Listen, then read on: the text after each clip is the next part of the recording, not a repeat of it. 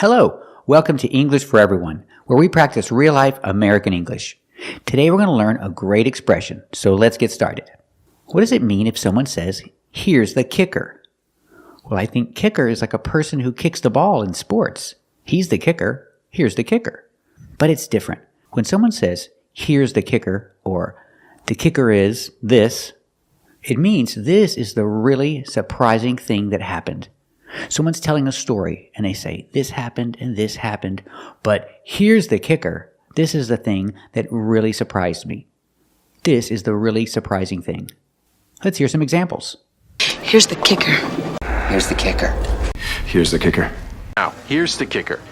So remember, if someone says, "Here's the kicker," they're not talking about a person kicking something, kicking a ball. They're talking about the most surprising thing that happened in their story. Today we're learning this expression, stink to high heaven. The verb stink. In the past, stunk. I can say it stunk to high heaven. In the present, stink. It stinks.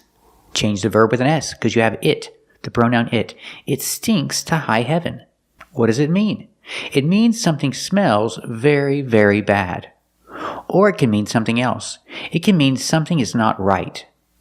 Something is wrong with the situation. You can say it stinks to high heaven. Let's hear some examples. This whole thing stinks to high heaven. What's shutting you up? This whole thing stinks to high heaven. Oh, Elmer, that dog stinks to high heaven. Well, you may be falling for this shell-mick-and-moo crap, but every instinct in my body tells me that this stinks to high heaven. Example, the shoes. The shoes smell really, really bad. So I can use the expression, "The shoes stink to high heaven." Because it's two shoes, I don't change the verb. I don't put the S. I don't say stinks. I say stink because it's two shoes. The shoes stink to high heaven. Let's practice. Do the shoes smell bad? Do they stink to high heaven? Very good. Or I can talk about the past and say, "Did you smell those shoes yesterday? Yeah, they stunk to high heaven." Remember, the past of stink is stunk, with the short sound like cup and up. Stunk. Let's practice. Did you smell those shoes yesterday? Did they stink to high heaven? That's right, they stunk to high heaven. So remember the expression, stink to high heaven. In the present, it stinks. In the past, it stunk. It stunk to high heaven. It smelled really, really bad. This expression is take a gander, with the preposition at. Take a gander at something. What does it mean? It means to take a look at something. What is a gander? A gander is a goose. I think it's a boy goose, I'm not sure. But this expression has nothing to do with geese. Remember, one goose, two geese. We're not talking about geese here. This is an expression that means take a look at something. Let's hear some examples. Hey, take a gander at this code thing. Okay. How about we take a gander at those documentos? I have got something here you've got to take a gander at. Let me take a gander at you. Step right up, folks. Step right up. Who wants to take a gander at the shooting gallery? The husband just might want to take a gander. So we need to know this expression to understand Americans when they speak, because Americans use this expression. But not all of them. This is a Southern expression. This is an expression that people use in the Southern states, not all over the United States. But you'll hear it in movies. You'll hear it. We have people who use this expression in the United States. But if you don't want to sound like someone who lives in the Southern United States, then don't use this expression. But you need to know it. You need to understand it. So let's practice. Do you want to take a gander at my new car?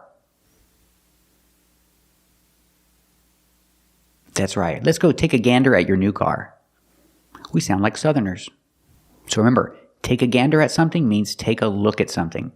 But only Southerners, people from the Southern United States, use this expression. We cannot say, "You know it better." It's not correct. So how do you say it? We say, "You know better than that." Or you should know better than that. Let's slow it down. You know better than that. Together, you know better than that. Better than that. Than is not a stressed word, so it's pronounced with a closed sound. Then, better than that. You know better than that. It's when your child is doing something wrong and the child knows that it's wrong. So you say to the child, "What are you doing? You know better than that. You know you shouldn't be doing that." Or I can say, "You should. You should know better than that." Let's slow it down. "You should know better than that." Intonation goes up. "You should know better than that." Example, my son left his clothes on the floor in the bathroom. So, he should know better than that. I've told him 100 times, don't leave your clothes on the floor in the bathroom.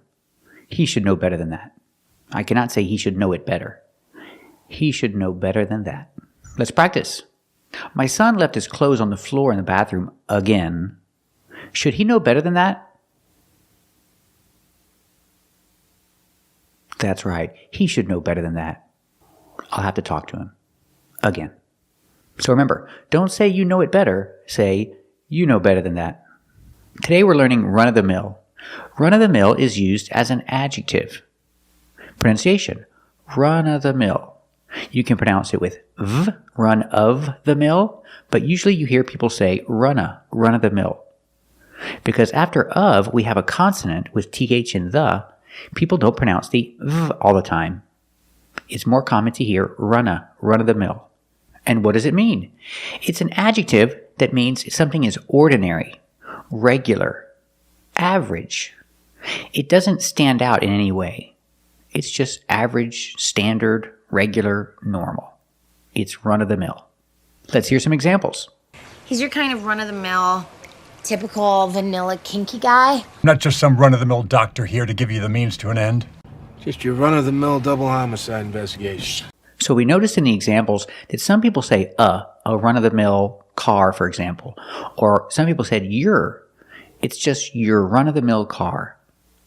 That's right. So we can use your before this adjective, and we can use a before this adjective, if you have a countable noun like car. So example, this is a Chevy Malibu. This is a standard, run-of-the-mill American car.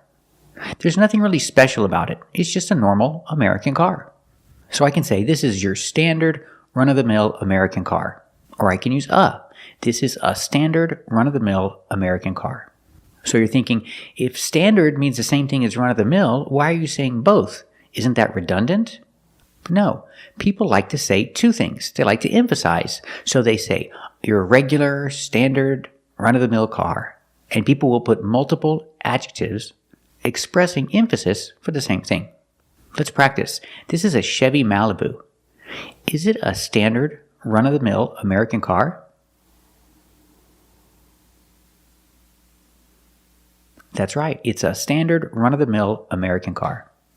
Or I can say your standard, run-of-the-mill American car. Is this your standard, run-of-the-mill American car?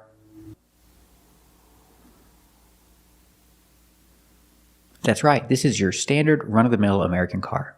So remember, run-of-the-mill is used as an adjective to describe a noun that is standard, regular, average, something that doesn't stand out.